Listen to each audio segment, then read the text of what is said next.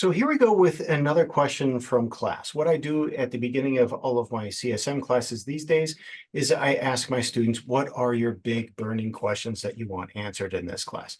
It may be within the scope of the class, it may be outside of the scope of the class. Recently, I had a CSM class where a student asked the following question. When you have specialized skills in a team that are not needed 100% of the time, how do you include them in the Agile team? Okay, first, what I want to say is there is a difference between Agile teams and Scrum teams. Every time we say the word Agile and we are referring to the type of team or the type of process that we have, it's a generic process. It's a generic Agile team. When we say Scrum team, that's specifically a Scrum team where we have a product owner, a Scrum master, and several developers. So again, what does it say? When you have specialized skills, okay, so specialized skills not being used 100% of the time, how do you include them in an Agile team? The thing is, we really don't want developers on a Scrum team to only have one skill that they are helping a team with, or one skill that they're devoting towards a team, or one skill that they're using on a team. We actually want developers on Scrum teams to have multiple skills that they can help the team with.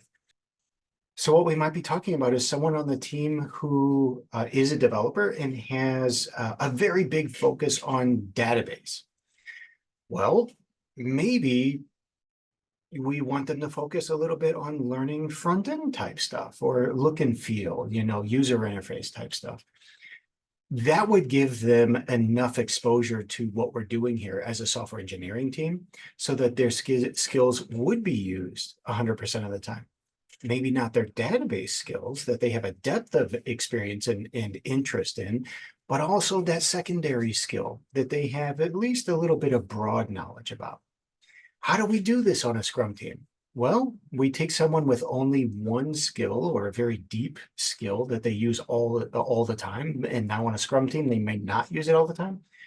We have them cross-train with another team member so we can get greater exposure to that other skill that is used 100% of the time.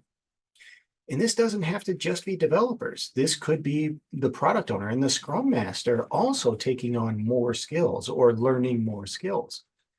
This gives us greater exposure to other things that the team might be able to do in the future. Maybe we can't do certain types of work right now because we don't have that exposure, or we don't have that coverage. I shouldn't say exposure, coverage. Maybe we take on new work or a broader scope of work in the future because the developers on the team can do more. So don't be satisfied with the developers on a Scrum team just having one great skill that they offer to the team. We want to increase that. We want to increase the coverage of the team. Is this mandatory? No, there's actually nothing in the Scrum guide that says currently that says the developers have to have more than one skill. But it's a good thing for any team that's being considered cross-functional. This actually has a lot to do with cross-functionality. Scrum teams, by definition, are supposed to be cross-functional teams. Cross-functional meaning that all the developers on the team and all the skills that they have all combined into one unit, that group of developers, they should be able to develop our entire product without any outside help. That's what cross-functional means. It means that the developers on the Scrum team should be able to cover all the work that we're ever going to have to do in the future. So it doesn't mean cross-trained. We could actually have a cross-functional team that is not cross-trained at all. Every single person, every single developer on the team has a single skill. But more than likely, the product that you are building using Scrum is going to require more skills than we have people. So that means people are going to have multiple skills that they can provide to the team.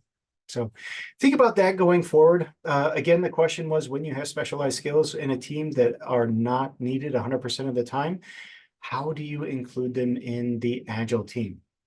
Again, I only spoke about Scrum teams here, mostly about cross-functionality and cross-training. So if you have any questions that you'd like to ask me about Scrum, that's cool. Go ahead and add them in the comments below, and I'll see you next time.